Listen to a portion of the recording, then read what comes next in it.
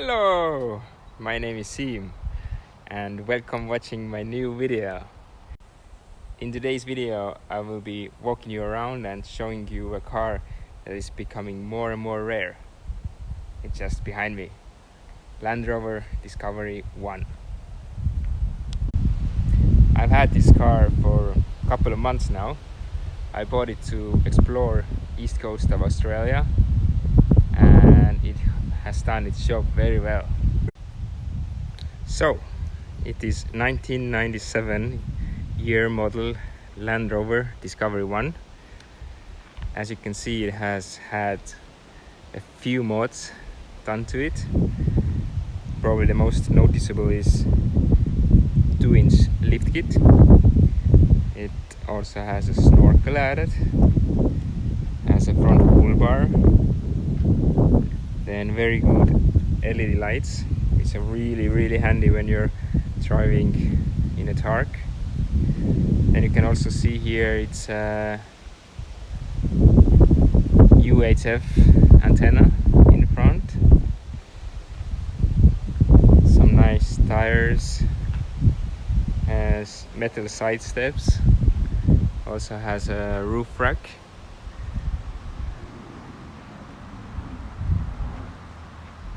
and it also has two awnings, one in the back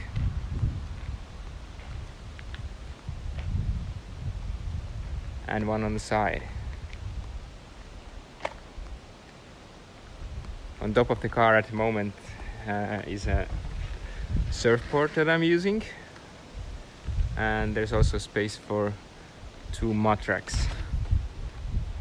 So as you can see, the car's paintwork is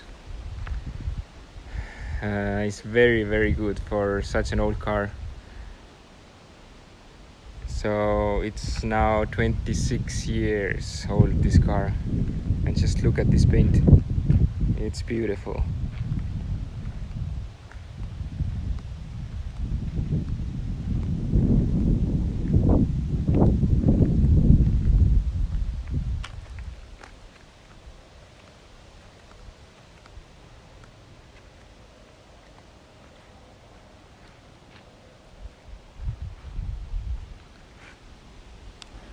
Oh, and one more thing that it does have a winch in the front.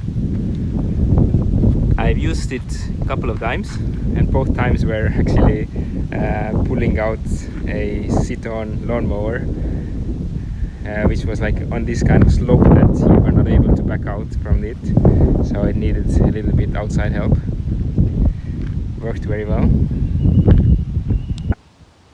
The car is a 1997 year model, but it's actually produced in December 1996, and the last owner of this car, his name was Mick, so that's where this personalized number plate comes from. It's currently registered in Queensland. Let's also look inside. Same as on the outside, the interior is very nice for such an old car. Look at that.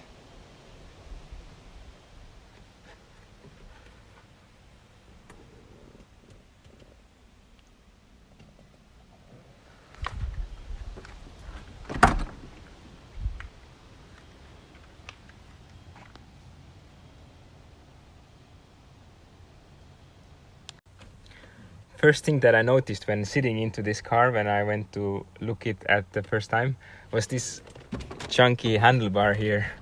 I don't know, just somehow it looks so good, so cool.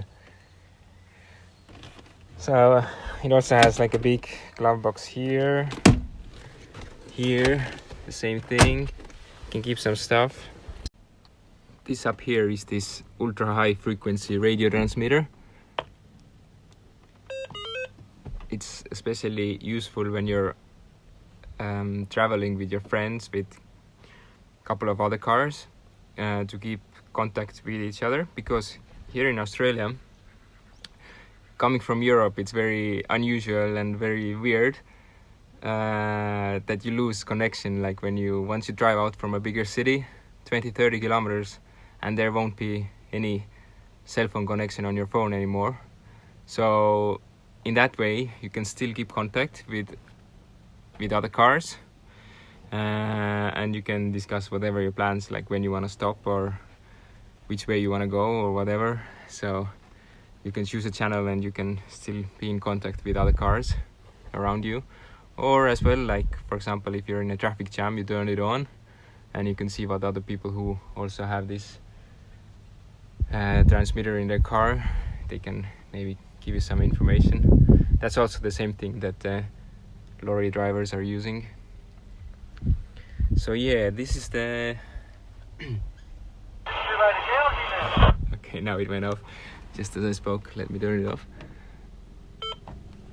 So this is the cockpit of this Land Rover Discovery I. It's simple, but it does what it needs to do.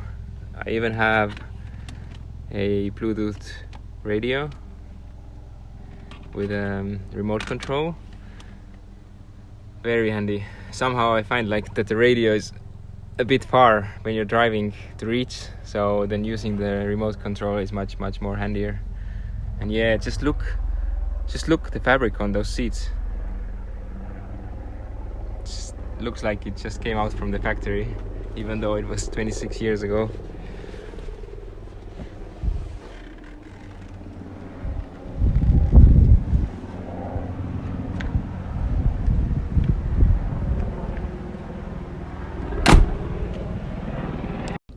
One thing that I do find a bit annoying is like when you have your key in the lock and then you open the door. Okay, then it starts beeping. That's really annoying. That's pretty much the only thing that I don't like about this car. But I guess it's a small thing. When buying this car, then I was really lucky, because the previous owner of this car works in Land Rover service and repair shop in Brisbane, and he owned this car for quite a few years. So he changed pretty much everything more than needs to be on this car. So that's something that gave me peace of mind to travel long distances. Now I have opened up both of the awnings, and we'll show you how it looks. So as you can see, there is like one of this awning that covers the area when you open the boot, and one on the side. It's quite big.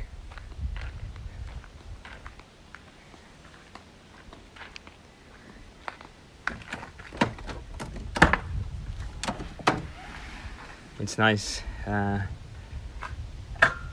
when there's very strong sun or when it's raining, so you can be under the shelter.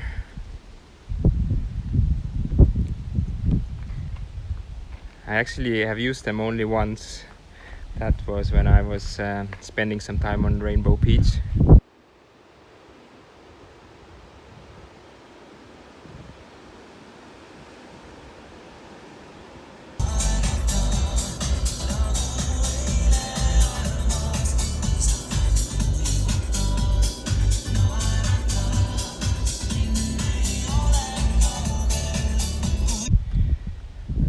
Yes, the car has been on the beach, but it has always been washed down very well,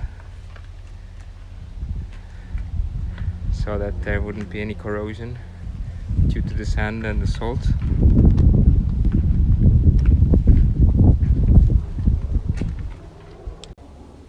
Looking at the other reviews and videos about Land Rover Discovery Is on YouTube, it seems that the Discovery I was pretty much the last Land Rover produced that still had the good reliability that Land Rover cars used to have. I guess with each newer car, there's more electronics that can go wrong, and on this car it's just the minimum what you really need when you're doing four-wheel driving. I've really been enjoying owning this car. It has never let me down. But you know, so everything needs to come an end. So yes, I'm going back to Europe in a few months. So this car will go back to the market in a month or two or so. So if you might be interested, then let me know. It will be going up on the market for 12,900 Australian dollars.